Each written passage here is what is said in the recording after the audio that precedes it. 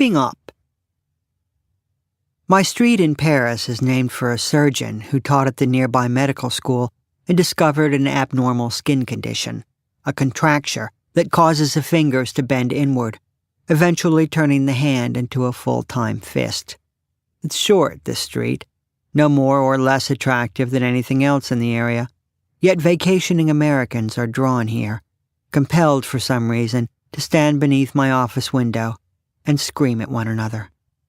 For some, the arguments are about language. A wife had made certain claims regarding her abilities. "I've been listening to tapes," she said, or perhaps, "All those Romance languages are pretty much alike, so what with my Spanish, we should be fine."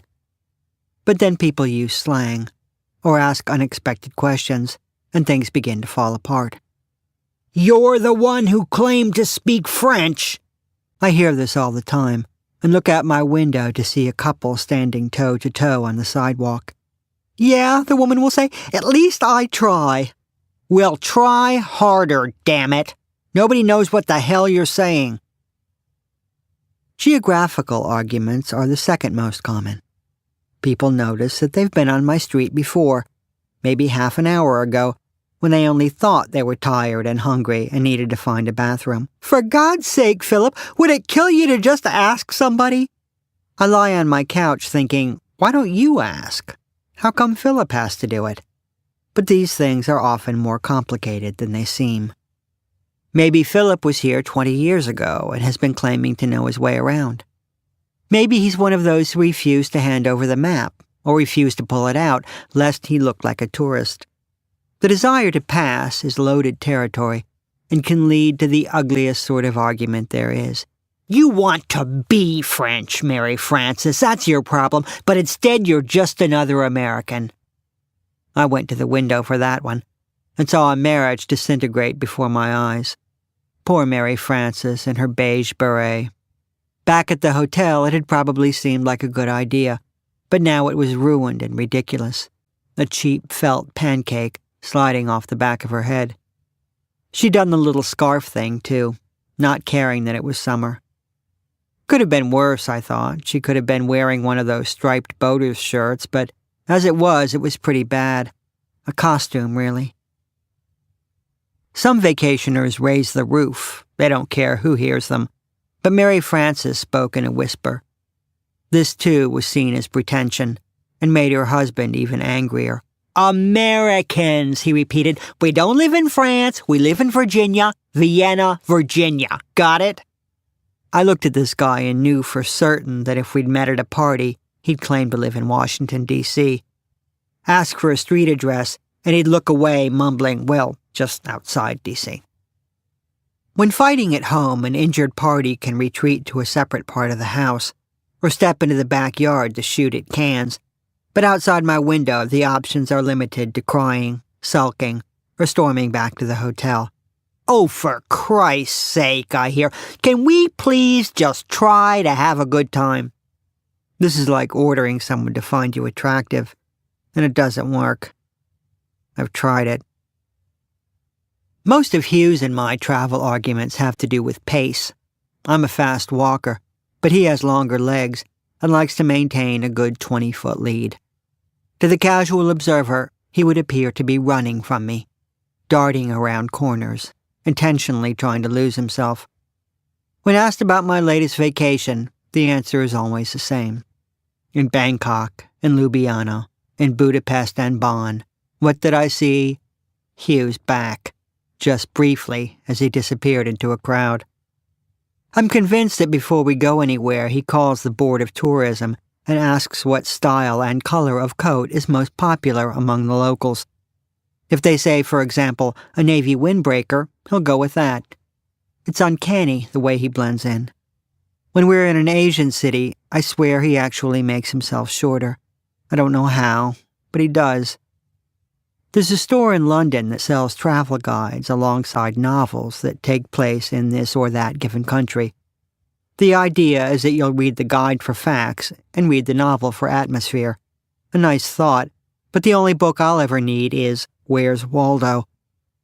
All my energy goes into keeping track of Hugh, and as a result, I don't get to enjoy anything. The last time this happened, we were in Australia, where I'd gone to attend a conference. Hugh had all the free time in the world, but mine was limited to 4 hours on a Saturday morning. There's a lot to do in Sydney, but first on my list was a visit to the Taronga Zoo, where I hoped to see a dingo. I never saw that Meryl Streep movie, and as a result, the creature was a complete mystery to me. Were someone to say, "I left my window open and a dingo flew in," I would have believed it. And if he said, "Dingoes, our pond is completely overrun with them," I would have believed that as well. Two-legged, four-legged, finned, or feathered, I simply had no idea, which was exciting, actually, a rarity in the age of 24-hour nature channels. Hugh offered to draw me a picture, but having come this far, I wanted to extend my ignorance just a little bit longer, to stand before the cage or tank and see this thing for myself. It would be a glorious occasion, and I didn't want to spoil it at the 11th hour. I also didn't want to go alone, and this was where our problem started. Hugh had spent most of his week swimming, and had dark circles beneath his eyes, twin impressions left by his goggles.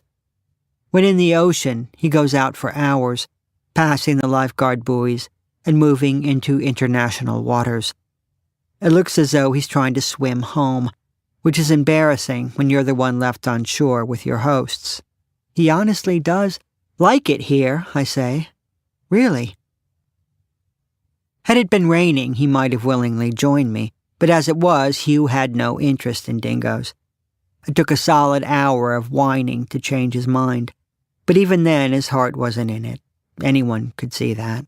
We took a ferry to the zoo, and while on board he stared longingly at the water and made little paddling motions with his hands. Every second wound him tighter, and when we landed I literally had to run to keep up with him. The koala bears were just a blur, as were the visitors who stood before them, posing for photos. "Can't we just—" I wheezed, but Hugh was rounding the emus and couldn't hear me. He has a most extraordinary sense of direction I have ever seen in a mammal. Even in Venice, where the streets were seemingly designed by ants, he left the train station, looked once at a map, and led us straight to our hotel. An hour after checking in, he was giving directions to strangers, and by the time we left, he was suggesting shortcuts to gondoliers. Maybe he smelled the dingoes. Maybe he'd seen their pen from the window of the plane, but whatever his secret, he ran right to them. I caught up a minute later and bent from the waist to catch my breath. Then I covered my face, stood upright, and slowly parted my fingers, seeing first a fence, and then, behind it, a shallow moat filled with water. I saw some trees and a tail, and then I couldn't stand it anymore and dropped my hands. "Why, they look just like dogs," I said. "Are you sure we're in the right place?" Nobody answered, and I turned to find myself standing beside an embarrassed Japanese woman. "I'm sorry," I said. "I thought you were the person I brought halfway around the world. First class." A zoo is a good place to make a spectacle of yourself, as the people around you have creepier, more photogenic things to look at. A gorilla pleasures himself while eating a head of iceberg lettuce, and it's much more entertaining than the 40-something-year-old man who dashes around talking to himself. For me, that talk is always the same, a rehearsal of my farewell speech. Because this time, buddy, it's over, I mean it. I imagine myself packing a suitcase, throwing stuff in without bothering to fold it. If you find yourself missing me, you might want to get a dog, an old fat one that can run to catch up and make that distant panting sound you've grown so accustomed to. Me, though, I am finished. I will walk out the door and never look back, never return his calls, never even open his letters. The pots and pans, all the things we've acquired together, he can have them. That's how unfeeling I will be. Clean start, that's my motto. So what do I need but the shoebox full of photographs? Or the tan-colored belt he gave me for my 33rd birthday, back when we first met, and he did not yet understand that a belt is something you get from your aunt and not from your boyfriend. I don't care who made it. After that, though, he got pretty good in the gift-giving department. A lifelike mechanical hog covered in real pigskin. A professional microscope offered during the height of my arachnology phase. And best of all, a 17th century painting of a Dutch peasant changing a dirty diaper. Those things I would keep, and why not? I'd also take the desk he gave me, and the fireplace mantel, and just on principle, the drafting table, which he clearly bought for himself and tried to pass off as a Christmas present. Now it seemed that I would be leaving in a van, rather than on foot, but still I was going to do it, so help me. I pictured myself pulling away from the front of our building, and then I remembered that I don't drive. Hugh would have to do that for me, and well he should after everything he'd put me through. Another problem was where this van might go. An apartment, obviously, but how would I get it? It's all I can do to open my mouth at the post office, so how am I going to talk to a real estate agent? The language aspect has nothing to do with it, as I'm no more likely to house hunt in New York than I am in Paris. When discussing sums over $60, I tend to sweat, not just on my forehead, but all over. 5 minutes at the bank and my shirt is transparent. 10 minutes and I'm stuck to my seat. I lost 12 pounds getting the last apartment, and all I had to do was sign my name. Hugh handled the rest of it. On the bright side, I have money, though I'm not exactly sure how to get my hands on it. Bank statements arrive regularly, but I don't open anything that's not personally addressed or doesn't look like a free sample. Hugh takes care of all that. Opening the icky mail and actually reading it. He knows when our insurance payments are due, when it's time to renew our visas, when the warranty on the washer is about to expire. I don't think we need to extend this, he'll say, knowing that if the machine stops working, he'll fix it himself, the way he fixes everything. But not me. If I lived alone and something broke, I'd just work around it, use a paint bucket instead of a toilet, buy an ice chest and turn the dead refrigerator into an armoire. Call a repairman? Never.